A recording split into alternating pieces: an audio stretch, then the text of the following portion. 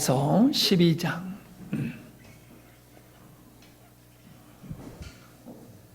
로마서 12장 3절로 4절 3절 4절만 보겠습니다. 같이 읽겠습니다. 시작.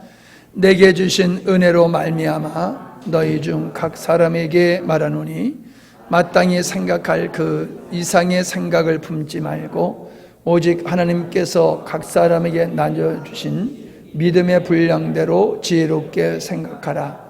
우리가 한 몸에 많은 지체를 가졌으나 모든 지체가 같은 직분을 가진 것이 아니니 이와 같이 우리 많은 사람이 그리스도 안에서 한 몸이 되어 서로 지체가 되었느니라. 아멘. 5절까지네요. 감사합니다. 명절이기 때문에 마음이 많이 흩어질 수 있는, 또 마음이 있어도 이렇게 함께 하기가 어려운 그런 환경 속에서 수요일날 나오셔서 함께 예배하시는 여러분 감사합니다. 오늘 말씀의 순서가 로마서 12장 3절로 5절 말씀인데 제목을 생각하라 라고 잡고 말씀을 대합니다. 로마서는 16장까지 되어 있는데 1장부터 11장까지는 교리에 관한 말씀이고 12장부터 16장까지는 그리스도인의 삶을 이야기하고 있는 겁니다. 구원받은 자들의 삶이 어떠해야 되느냐, 그 말씀을 우리가 12장부터 나누고 있습니다. 오늘 3절에 바라보면은 바울이 로마의 교인들에게 권면하는 모습이 나오는데 뭐라고 말하고 있느냐 하면 내게 주신 은혜로 말미암아 너희 중 각 사람에게 말한다. 각 사람에게 말한다. 즉 각 사람에게 권면한다라는 말씀이 되겠습니다. 바로 여기서 가리키는 각 사람이란 구원받은 하나님의 백성들, 내가 구원받았다라고 하면은 내가 어떻게 살아야 되는지를 알아야 된다는 거지요. 우리가 예수님을 믿는다라고 하는 것은 예수님이 내 죄를 위해서 죽으셨다라고 하는 것만 믿는 게 믿음이 아니라 내가 하나님의 자녀가 되었기 때문에 하나님의 자녀로서 어떻게 살아가야 되느냐라고 하는 것을 알고 하나님의 자녀로서 살아가는 게 믿음이에요. 아멘? 예. 이게 그냥 아무것도 아닌 그냥 가벼운 얘기 같지만 이게 굉장히 중요한 말씀입니다. 오늘날 많은 그리스도인들은 나의 삶과 하나님과는 별 관계없는 삶을 살아가면서 다만 하나님의 창조주라고 하는 걸 그냥 인정하고 예수님이 내 죄를 위해서 죽으셨다라고 하는 것만 믿는 자리에 이르고, 그리고 그 삶은 전혀 변함이 없는 자기가 목적되어지는 삶을 살아가고 있음을 보게 되어집니다. 그거는 믿는 게 아닙니다. 하나님을 믿고 창조주로서의 하나님을 믿고 예수님을 구세주로 예수님을 믿는다라고 하면은 우리의 삶이 그에 합당해야 한다는 거예요. 근데 문제는 많은 사람들이 자기가 고백하는 믿음과 믿음에 합당하지 않는 삶을 살아가면서도 자기의 믿음이 바른 믿음인 줄로 생각하고 있습니다. 고백적인 것을 믿음이라고 생각해요. 삶이 없는 고백은 그건 진정한 고백으로 주님이 여기시지를 않는 겁니다. 자, 그렇게 각 사람, 예수 믿는 로마 교회의 성도들에게 구원하는데 어떻게 구원하느냐라고 하는 이 권면하는 자세를 말씀해 주고 있습니다. 내게 주신 은혜로 말미암아 내가 너희들에게 권면한다라고 하는 것입니다. 이것은 권면하는 동기가 내게 있는 것이 아니라 주님께 있다는 것이에요. 뿐만 아니라 권면하는 내용도 내 생각이 아니라 주님이 주시는 것이라는 것입니다. 그러니까 권면하는 자나 권면을 받는 자의 자세가 주의 은혜 가운데 있어야 됨을 말씀해 주고 있는 겁니다. 지도자라고 할지라도 자기 감정으로 성도들을 권면하는 것은 권위가 없는 겁니다. 지도자로서 권면하는 것이 아니라 주님께서 지도자들의 마음속에 감동하고 누구를 권면하라고 감동하고 어떻게 권면하라고 감동했을 때에 그 감동된 마음으로 주님이 주신 말씀을 가지고 권면해야지 된다는 거예요. 이 권면은 사사로이 해서는 안 된다는 거지요. 뿐만 아니라 권면을 받는 사람도 나에게 권면하시는 목사님의 말씀 혹은 교회의 지도자의 어떠한 분들의 권면을 받을 때에 그 사람이 개인적인 감정으로 생각으로 나에게 어떠한 것을 주문하는 것이 아니라 하나님께서 이분을 통하여서 나를 권면하고 계시구나, 나를 새롭게 하시기 위해서, 나를 온전케 하시기 위해서 이렇게 권면하시구나. 그래서 어떤 거예요? 하나님의 말씀으로 받아야 된다는 거지. 설교 말씀만 그런 것이 아니라 주의 감동을 받아서 주님이 주시는 말씀으로 권면할 때는 그걸 하나님의 말씀으로 받아야지 은혜로 또한 권면을 받는 거다라고 하는 겁니다. 그래야지 그 권면을 받는 자에게 유익이 되는 것을 우리가 알 수 있습니다. 내가 무엇을 하는 것이 아니라 주님이 나를 통해 누군가를 세우시는 일에 내가 쓰임받는 것으로 늘 머물러 있어야지 된다는 겁니다. 우리는 잘못하면은 나이가 계급이 돼 있어요. 우리나라는 나이가 계급이야. 그래서 나이 먹은 사람은 항상 오라. 네. 나이 적은 사람은 항상 틀려. 어른이 말하는 대로 들어야 돼. 이 권위의식이 잘못되어져 가지고 어른들은 맞고 젊은이들의 생각은 틀리다라고 하는 개념을 가지고 있는데 그것은 아니라는 것이지요. 우리가 어떤 직분이 있다고 해서 그 직분 자체가 하나님이 주신 권위가 있는 것은 사실이지만은 그 직분만큼 내가 영적으로 주님 앞에 서서 주님께 붙들리고 메인자로서 내가 사역을 하지 아니한다라고 하면 그 사역은 사사로이 하는 것이다 하는 겁니다. 자, 그러면서 바울은 생각에 대한 말씀을 하고 있습니다. 자, 어떻게 말씀하고 있습니까? 마땅히 생각할 그 이상의 생각을 품지 말고 오직 하나님께서 각 사람에게 나눠주신 믿음의 분량대로 지혜롭게 생각하라 라고 말씀하고 있습니다. 이 생각, IBM 그 회사에 창설자가 벽에다가 사무실에다가 생각하라 이런 글귀를 많이 붙여놨대요. 일을 하되 생각하면서 하라는 겁니다. 그래서 일을 하다가 문제가 생기면 우리는 좀 더 깊이 생각하지 않았기에 이런 일이 발생한 것이다 라고 말을 했다는 겁니다. 또 좋은 일이 있고 잘 되었을 때는 우리는 지금 생각한 대로 받고 있는 것입니다 라고 말했다는 것입니다. 우리들의 삶은 생각으로부터 항상 시작되어지는 것을 보게 됩니다. 사람이 짐승과 다른 것은 생각입니다. 어린아이와 장성한 사람의 차이도 생각에 있는 겁니다. 미숙한 사람은 생각이 짧습니다. 성숙한 사람은 생각이 깊습니다. 믿음의 분량이 작은 자도 생각이 짧습니다.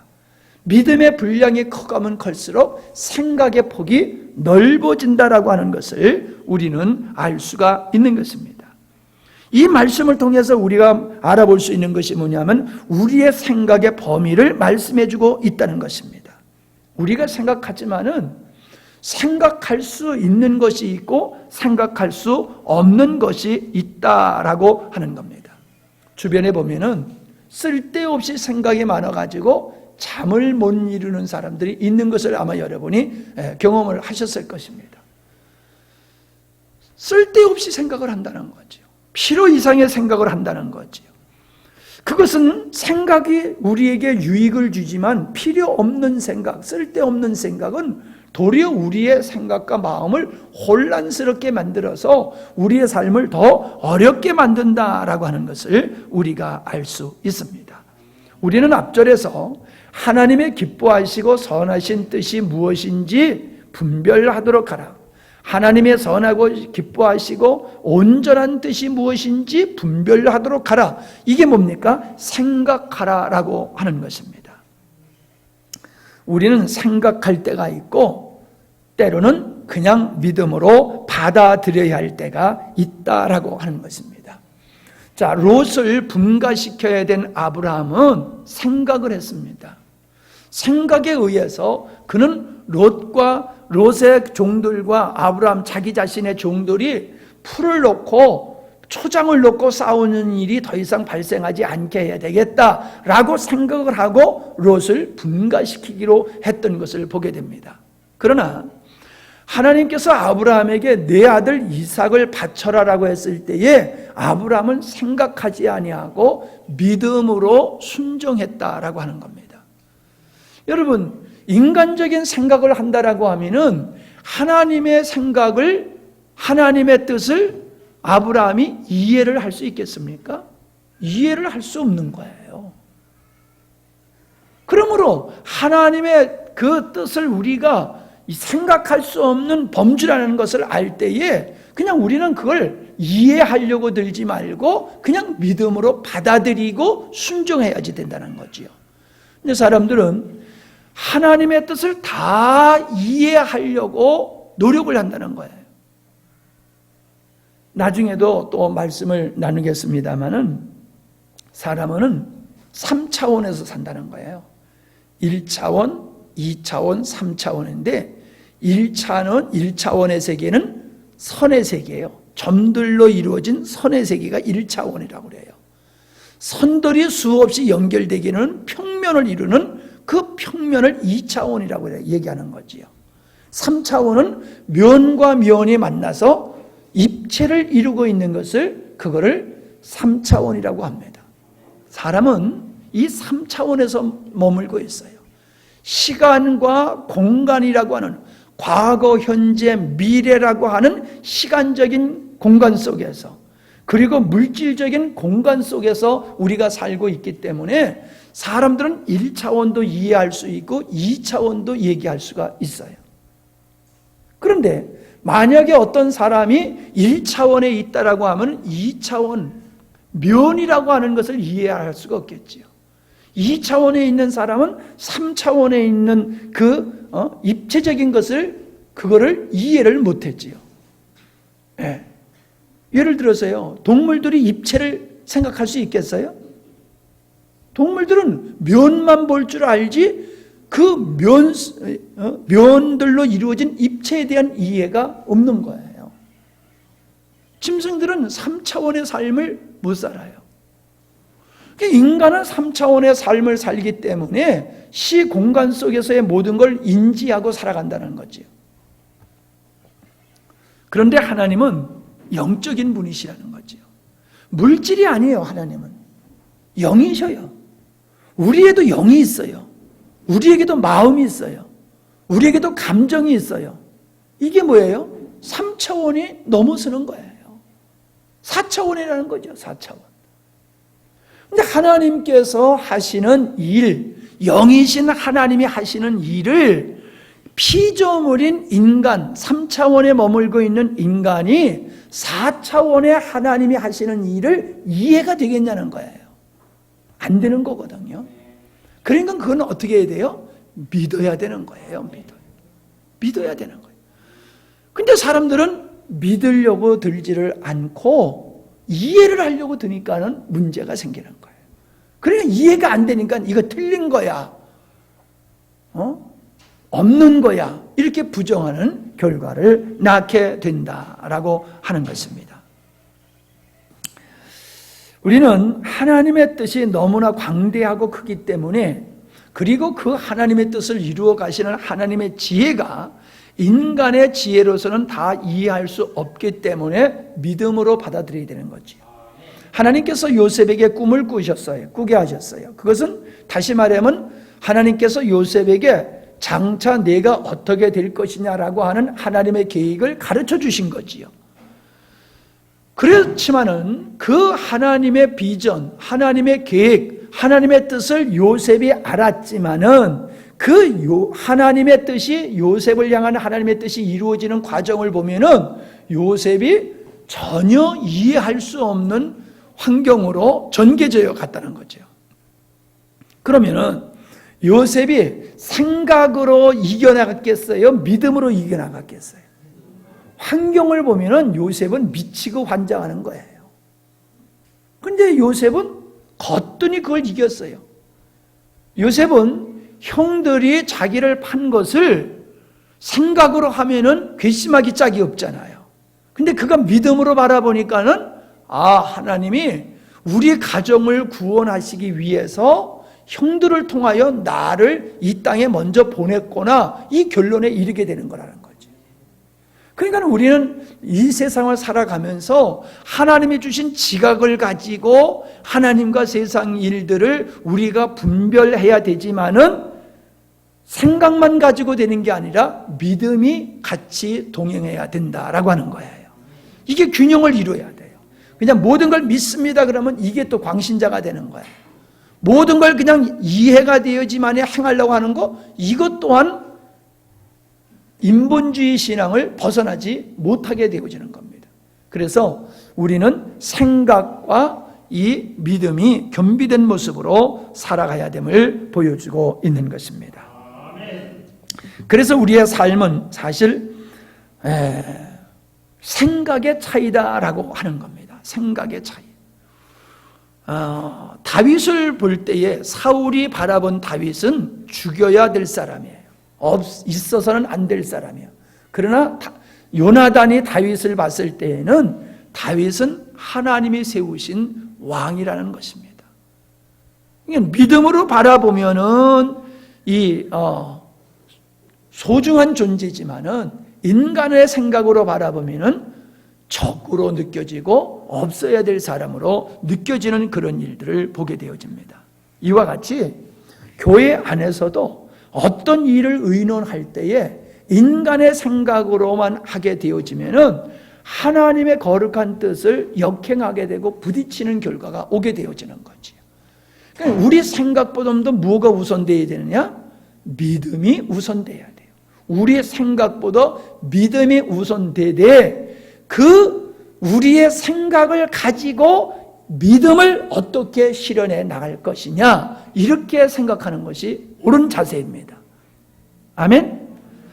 믿음으로 선택한 것을 생각으로 어떻게 실현할 것이냐, 이런 자세를 가져야지 생각으로 이해되는 것만 우리가 믿으려고 들면은 그거는 바른 믿음이 아니고 바른 생활이 될 수 없다라고 하는 것입니다. 그 다음에 우리가 볼 수 있는 것은 뭐냐 하면은 무엇에 대해서 생각해야 되느냐를 보여주고 있는데 바로 자기 자신에 대해서 생각해야 된다라고 하는 겁니다. 원문에는 여기서 자기 자신에 대해서 믿음의 분량대로 지혜롭게 생각하라라고 되어 있습니다. 자기에 대해서 생각을 하라는 거예요. 여러분, 이건 굉장히 중요한 것입니다.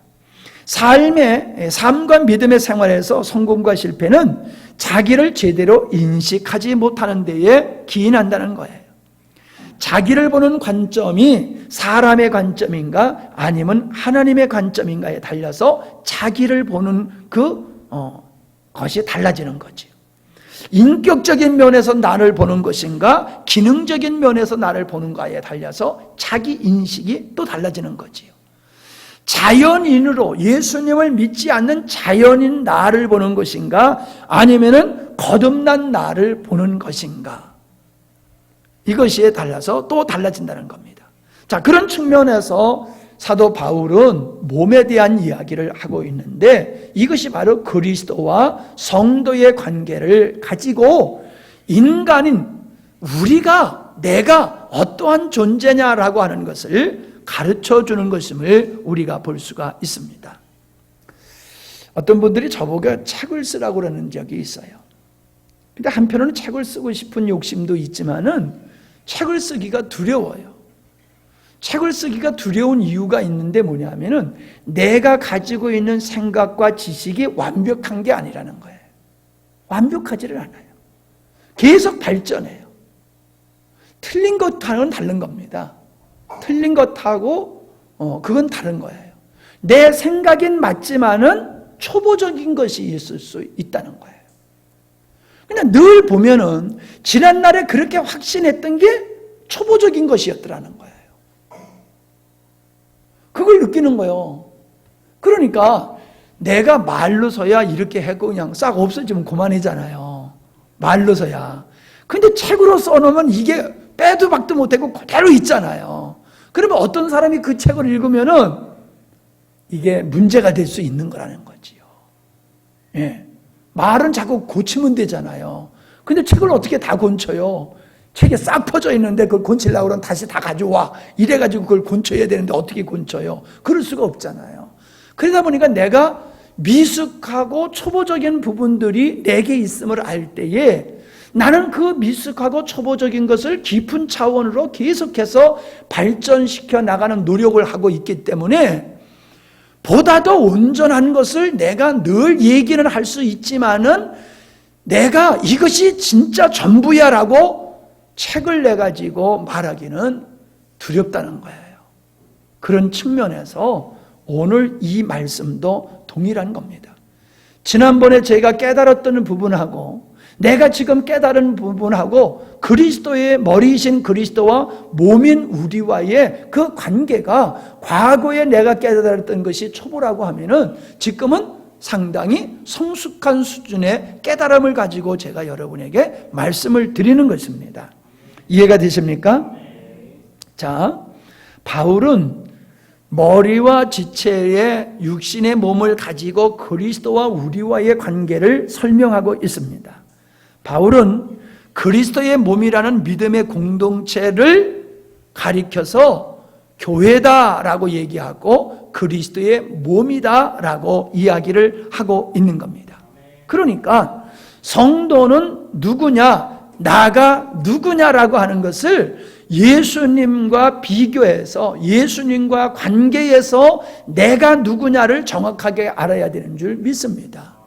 가정에서 내가 누구냐는 건 잘 알아요. 대한민국에서 내가 누구냐고 하는 건 잘 알아요. 자기 이름 숫자 모르는 사람 어디 있습니까? 그러나 예수 그리스도와의 관계에서 내가 어떤 존재냐라고 하는 것을 인지하고 그 바탕에서 살아가는 그리스도인들이 많지 않아요. 안다 할지라도 그것은 지식에 머물러 있는 것이지 살아가는 삶에 있어서는 내가 그리스도의 몸이야 라고 하는 이 인식 속에서 살아가는 그리스도인이 또한 그렇게 많지 않더라라고 하는 것입니다. 자, 설명해 나가겠습니다. 머리와 몸, 이것은 머리와 몸, 지체와 지체와의 관계는 기독교 신앙의 아주 핵심적인 진리입니다. 이것을 우리가 온전히 깨달으면은 우리는 성숙한 그리스도인이 되어지고 성숙한 삶을 살 수가 있는 겁니다. 머리가 보는 지체와 지체가 보는 머리의 관계는 한마디로 얘기하면 하나다. 유기적인 연합이다. 세 번째로는 동일하다라는 개념이 있는 겁니다. 다시 설명하겠습니다. 머리가 지체를 볼 때에 남으로 보지 않습니다. 너와 나는 하나야 라는 겁니다. 너와 나는 붙어 있기 때문에 유기적인 연합된 상태야. 네가 죽으면 나도 죽고 너를 떠나서는 내가 존재할 수 없는 거야. 그것이 머리가 몸을 보는, 몸이 머리를 보는 생각이다 라고 하는 겁니다. 그러니까 머리와 몸은 구별을 할 수 있지만 동일한 것이죠. 몸이 죽으면 머리도 죽습니다. 머리가 죽으면 몸도 죽습니다. 왜 사람의 몸을 가지고 바울이 지금 이 설명을 하냐 하면은 신이신 하나님이신 예수님과 피조물인 인간이 하나라고 하는 이 개념, 그분과 우리와의 개념은 그냥 멀리 계신 그분이 아니고 뚝 떨어져 계신 하늘에 계신 하나님 그리고 땅에 있는 인간, 그런 관계가 아니라 그런 면이 있지만은 성령으로서 예수 그리스도께서 우리 안에 오셔서 우리 안에 거하심으로 말미암아 우리를 당신의 몸으로 삼으셨기 때문에 주님과의 우리와의 관계는 머리와 몸과의 관계같이 뗄래야 뗄 수 없는 유기적인 관계이지고 하나이고 동일한 존재다라고 하는 걸 이야기하고 있는 겁니다. 이것은 한마디로 4차원에 속하는 것이지요. 인간으로서는 이해가 안 되는 거예요. 여러분 한 예를 들어서요. 우리는 몸이지요. 이건 몸이지요. 자, 그러면 우리 영이 몸 안에 있어요? 몸 밖에 있어요? 영은 물질이 아니지요. 그럼 물질 아닌 영과 물질인 우리가 하나예요? 하나 아니에요? 하나예요. 근데 영이 빠져나가면 죽어요? 안 죽어요?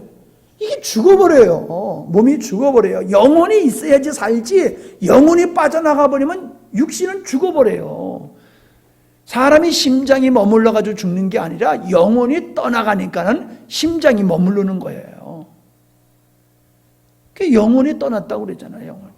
돌아가신 분 보고 심장 안 뛰네? 그래, 그 말이에요? 심장 안 뛰네 그래요? 돌아가셨네. 돌아가셨다. 왔던 곳으로 다시 돌아가셨다. 이렇게 말하지 심장 안 뛰네. 이렇게 말을 안 한단 말이에요. 그러니까는 신비한 거란 말이에요. 인간이라는 게. 자, 우리가 차를 타고 가다가 내가 늘 얘기하지만은 깜짝 놀랄 때가 있지요. 에? 차선 바꾸려고 그러는데 너무 가까이 오면 안 보이지요. 사각지대가 있어가지고. 그래서 나는 좌회전을 하려고 그러는데 뒤에서 놀래가지고 빵빵하고 막 그러잖아요. 그거 왜 그래요? 그러면 놀라게 되면 어떻게 돼요? 놀라는 건 누가 놀라는 거예요? 내가 놀라는 거지요?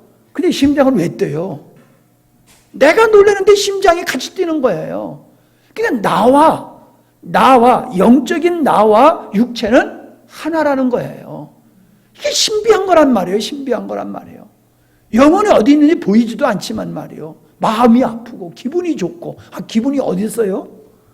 근데 기분이 좋고 기분이 나쁘고 감정이 막 생기잖아요. 신비한 거란 말이죠. 마찬가지예요. 영이신 그리스도 성령으로 우리에게 들어오신 그분이 우리 안에 들어왔다. 그래서 우리와 하나가 돼가지고 유기적인 연합을 통해서 하나가 되고 주님과 우리는 동일한 존재가 됐다. 이것이 생각으로 이해가 됩니까? 안 됩니까? 여러분 되세요? 나는 이해가 안 돼요. 믿는 거지 나는 이해가 안 돼요. 그러니까 또 예수님도 젖붙임의 비유를 가지고 이거를 좀 설명을 해 주신 거예요. 근데 나는 이해가 안 되지만은 믿으니까는 이해가 돼요, 안 돼요? 이해가 또 돼요. 믿으니까 또 이해가 돼. 생각으로는 이해가 안 되지만 믿으니까는 하나님이 내게 믿음을 주셔서 믿어지니까는 이게 또 이해가 된다는 거예요. 중요한 얘기를 제가 하고 있습니다. 그러니까 머리가 봤을 때의 몸은 다른 존재예요? 하나예요? 머리가 봤을 때 너는 몸이니까 나하고 달라 그래요? 다리가 찌면은 누가 아파해요? 머리가 아파하지요? 온몸이 아파하지요? 그러니까 머리가 봤을 땐 머리만 나고 몸은 내가 아니야. 이게 안 맞지요? 안 맞지요? 그와 똑같은 거예요.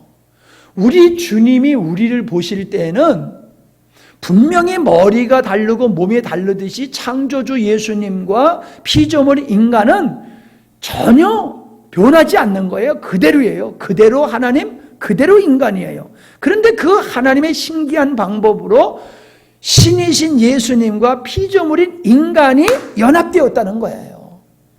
그래서 머리이신 예수님이 몸인 교회 성도를 볼 때는 너는 나와 하나다는 거예요.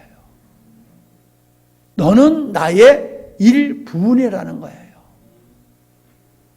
그래서 담에석에서 사도 바울을 만나신 주님이 뭐라고 그랬어요? 사울아 사울아 네가 어찌하여 나를 핍박하느냐. 사울이란 청년이 예수 믿는 사람들을 핍박을 하니까는 예수님이 하시는 말씀이 어찌하여 네가 나를 핍박하느냐. 땅에 있는 교회를 누구라고 그래요? 땅에 있는 교회를 누구라고 그래요? 예수님 자신이라고 얘기하는 거예요. 왜 나를 핍박하니? 바울은 교회를 핍박했더니 하늘에서 주님이 하시는 말씀이 왜 나를 핍박하니? 라고 얘기하고 있어요. 그건 목사님 다 아는 얘기인데요. 아니야, 모르는 얘기예요. 아는 것 같지만 이게 아는 게 아니더라고요. 그러면 자, 바꿔서 얘기합니다.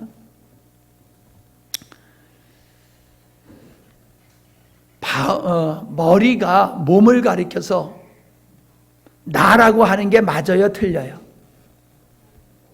머리가 몸을 향하여 나야, 몸은 곧 나야 하는 게 맞아요, 틀려요? 이해가 되세요?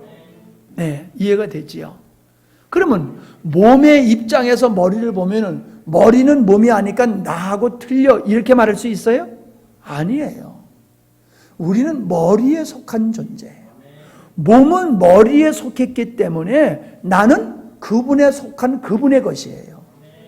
그걸 다시 얘기하면 나는 그분의 일부분이에요. 몸은, 잘 들으세요. 몸은 머리신 그리스도의 일부분이고 몸은 머리의 일부분이라는 거예요. 다시 얘기합니다. 머리이신 그리스도께서 볼 때에 몸은 머리의 일부분이에요. 몸에 봤을 때 나는 머리의 일부분이에요. 그러니까 머리가 몸을 향하여 너는 나야, 이게 맞는 얘기고, 몸이 머리를 향해서 나는 머리야 라고 하는 게 맞아요, 틀려요? 맞는 얘기예요. 그래서 교회는 그리스도라는 거예요. 예수 믿는 사람은 예수 믿는 사람이라고만 말하면 안 된다는 거예요. 나는 주님과 하나된 주님과 연합된 주님과 하나된 존재다. 주님과 동일한 존재다. 이것이 자기를 보는 견해가 되어야 된다는 거예요. 여러분의 아멘 소리는 내가 감동받은 거하고는 차원이 달라. 제가요, 오래전에 20년 전에 제가 어떤 분의 책을 읽었는데 그리스도를 살아라 이런 말씀이 있더라고요. 그리스도를 살아라. 이 말이 문법적으로 우리의 경험적으로 안 맞잖아요. 그럼 내가 효원이를 살아라. 이런 말이 안 되잖아요. 효원을 위해서 살아라. 효원이로 말미암아 살아라. 이건 말이 되잖아요. 이해가 되잖아요. 근데 효원이를 살아라. 그러면 무슨 뜻이에요? 내 삶이 있다는 거예요, 없다는 거예요? 나의 삶은 있을 수가 없어요. 내가 효원이를 위해서 살면은 나의 존재는 부인돼야지 돼요. 그래서 효원이가 시키는 대로 해야 되는 거예요. 효원이가 원하는 대로 살아야 되는 거예요. 그럼 내가 산 거요? 효원이를 사는 거예요? 효원이를 사는 거예요.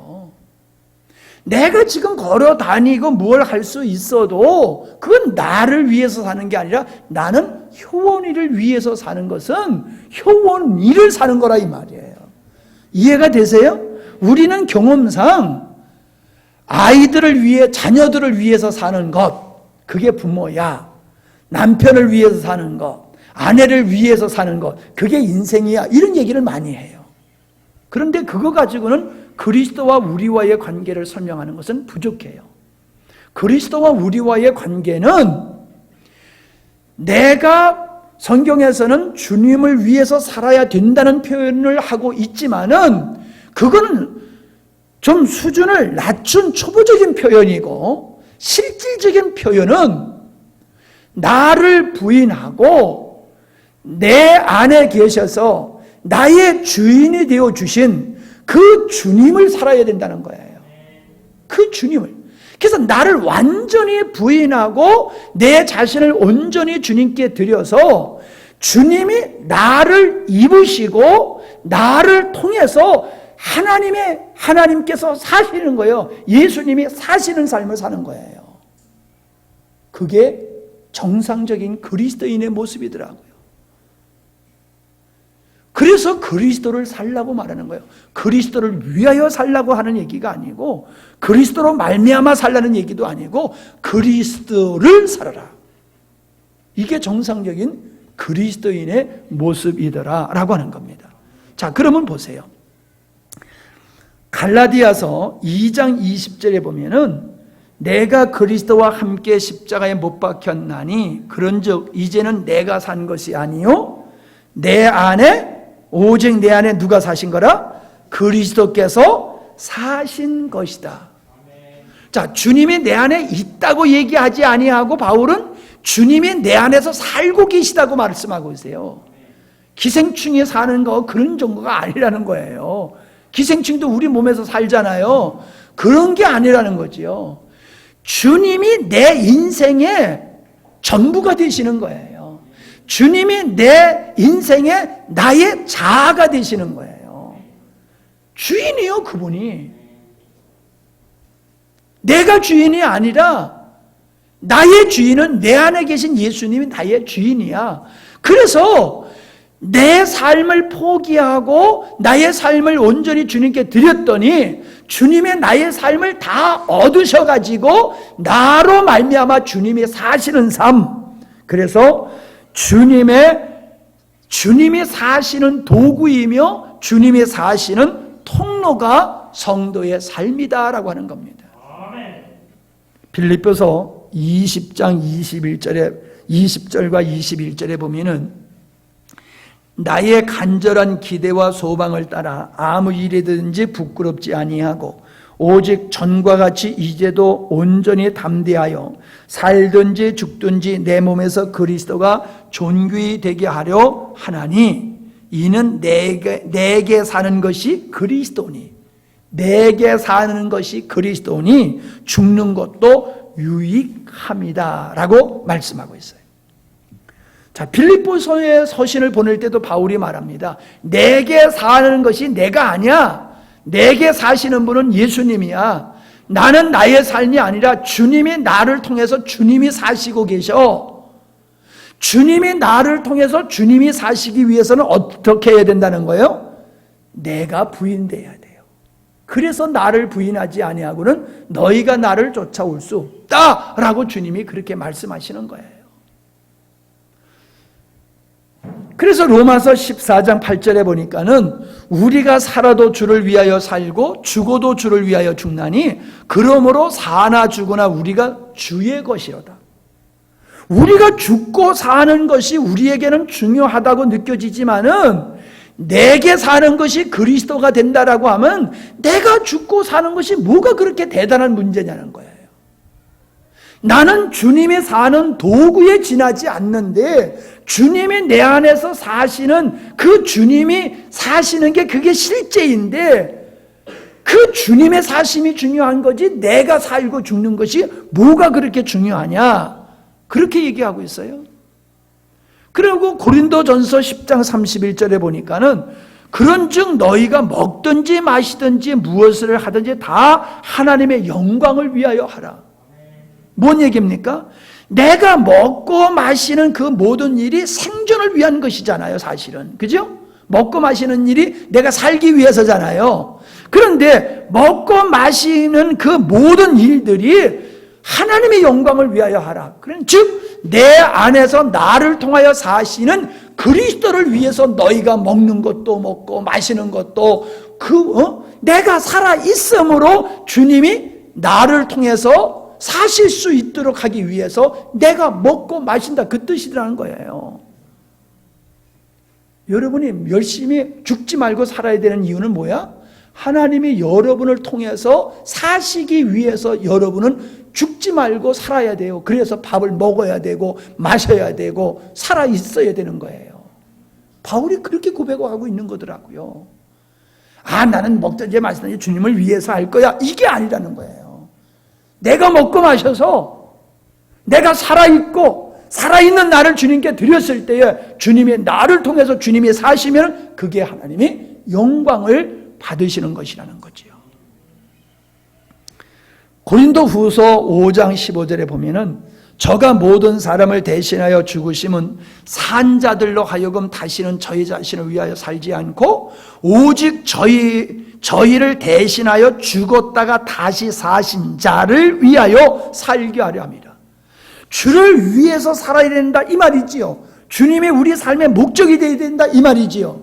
그런데 이 말의 더 큰 의미는 주님이 나를 통해서 사실 수 있도록 살아가는 것이 바로 주님을 위해서 사는 것이다. 그렇게 설명을 하고 있는 것입니다.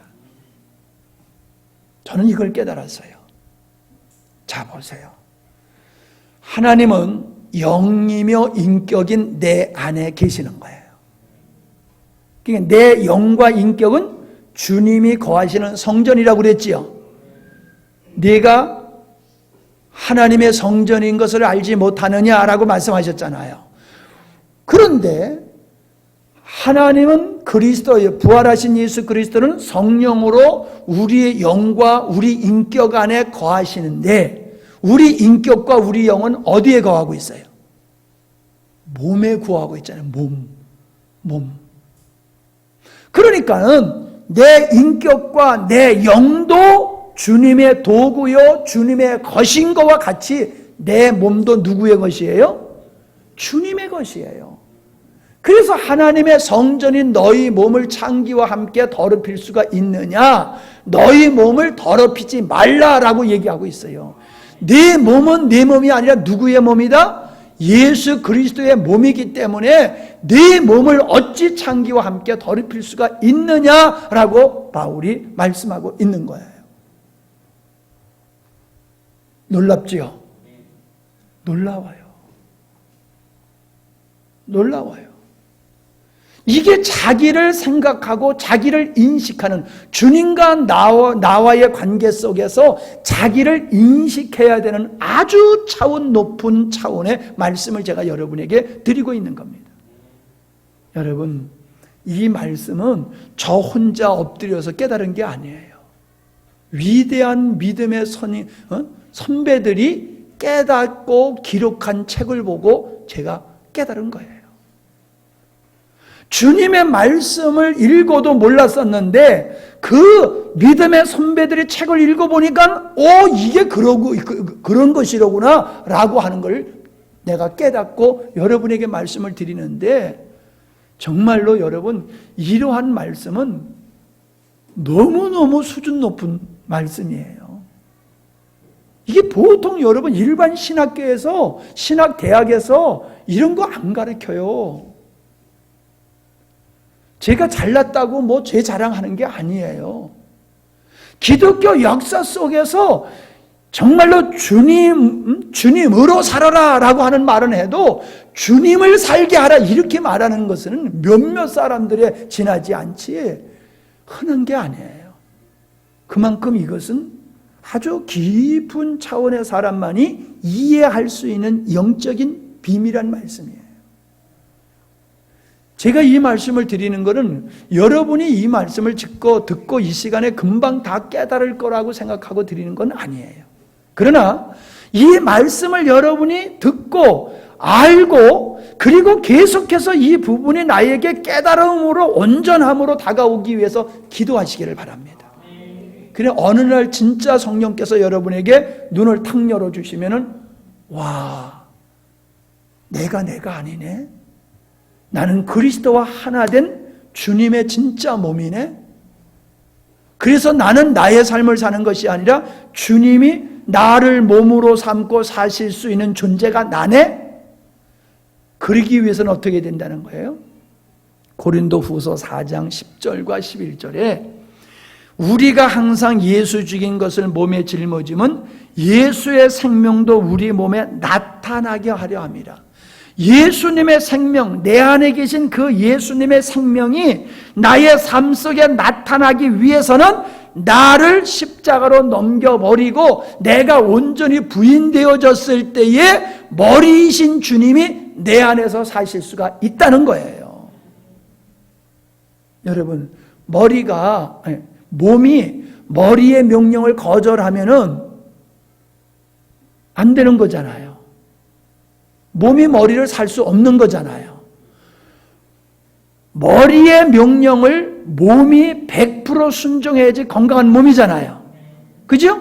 그러니까 예수님이 나를 몸으로 삼고 예수님께서 내 안에서 나를 통하여 사실 수 있도록 하기 위해서는 내가 100% 부인되어야 되는 거예요.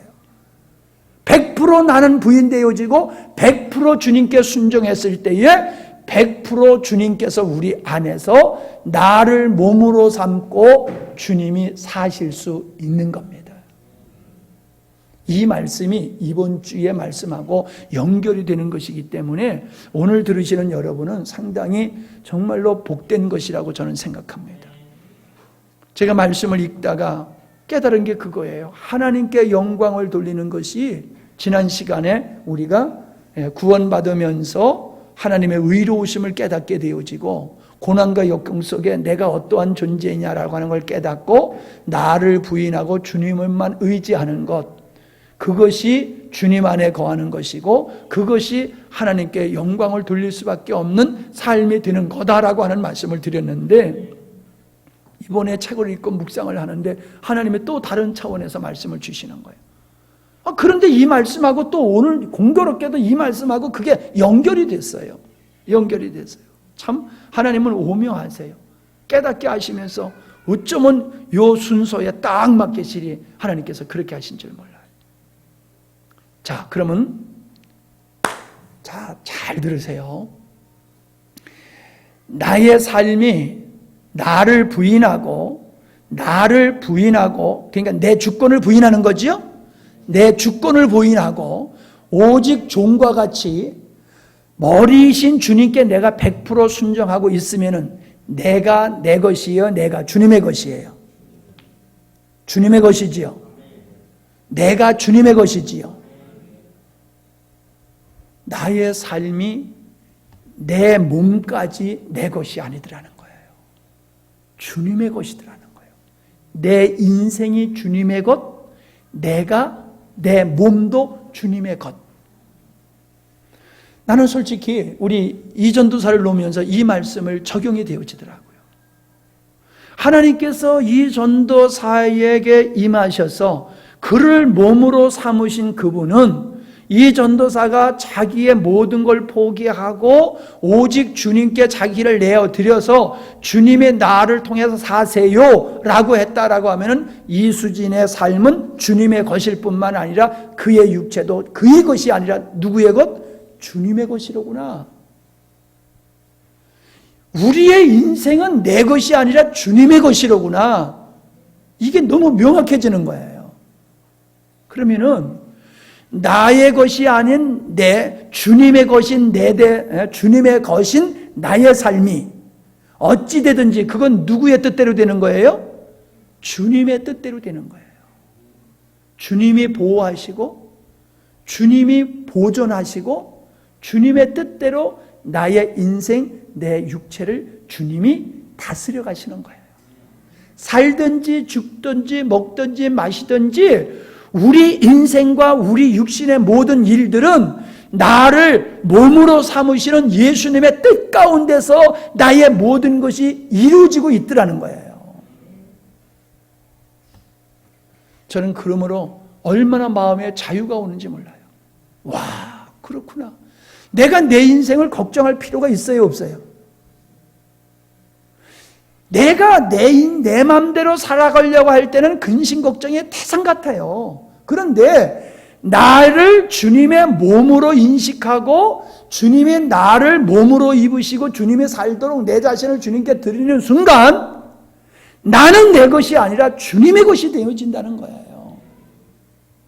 속된 말로 내 것을 누가 훔쳐가면 가만히 있겠어요? 가만히 안 있어요. 요즘 우리 개가 얼마나 싸나워졌는데 왜 싸나워졌는지 추측컨대 새끼를 들지 않았을까라고 추측할 뿐인데 아직 확실한 증거는 없어요. 그런데 이 개가 말끔하게 입은 사람한테는 안 짖어요. 작업복을 입은 사람한테는 막 짖어요. 나도 작업복을 입고 오면은 막 짖어요. 그러다가 나야 그러면 아이고 죄송합니다. 주인님 못 알아봤습니다. 이래고 꼬리를 치거든요.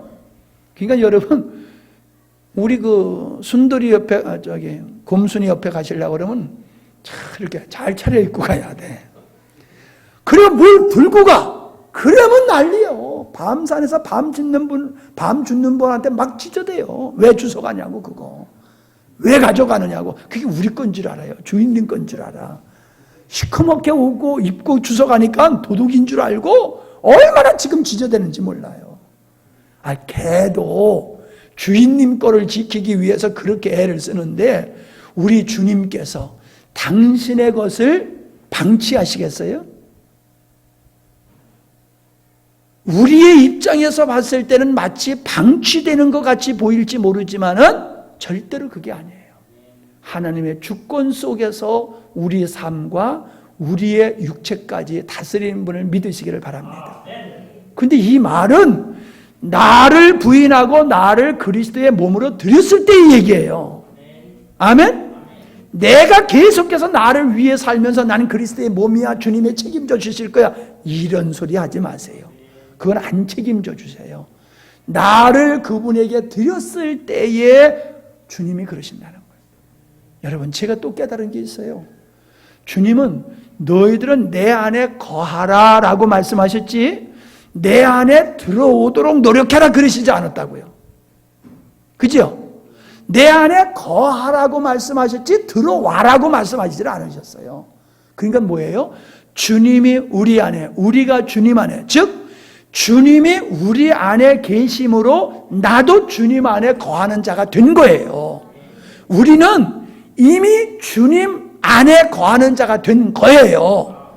그런데 주님 안에 계속 거해야 되는데 나를 주님의 몸으로 드리지 아니하고 나를 부인하지 아니하고 나를 신뢰하고 나를 목적으로 삼고 나를 사랑하며 살아가는 건 뭐냐? 그게 주님 안에 거하지 않는 거예요. 그러니까 주님 안에 거하게 하신 그 주님 안에 거함을 계속해서 유지하기 위해서는 무엇을 해야 되느냐? 내 자신을 부인하는 거예요. 내 자신을 목적으로 삼지 아니하고 나를 사랑하지 아니하고 내 능력으로 사랑하지 아니하고 나는 주님의 몸입니다. 주님은 나를 몸 삼으셔서 내 안에서 사시려고 하시는 주님 앞에 나는 나를 전적으로 부인하고 나를 주님께 드립니다. 그리고 주님만 의지하고 주님만 바라보고 주님만 순종하며 살겠습니다. 이게 주님 안에 거하는 거예요. 아시겠어요? 주님 안으로 들어갈 것이 우리가 할 일이 아니라 계속 주님 안에 거하라는 거예요. 주님은. 이해가 되세요? 근데 나는 어떤 오해를 했냐면 들어가야 되는 줄 알았어. 자꾸 주님 안으로 들어가야 되는 줄 알았어요. 들어가는 게 아니더라고요. 이미 들어갔어. 이미 들어갔어.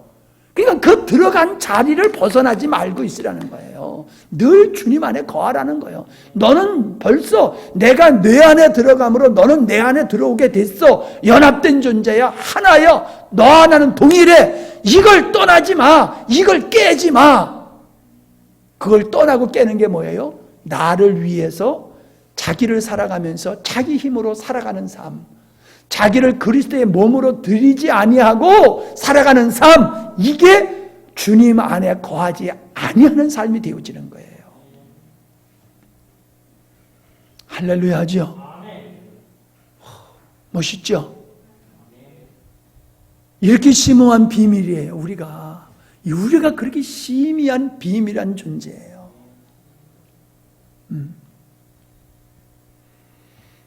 오늘은 그만하고 다음에 이어서 지체와 지체와의 관계 그리고 은사에 관한 말씀을 다음 시간에 또 드리도록 하겠습니다.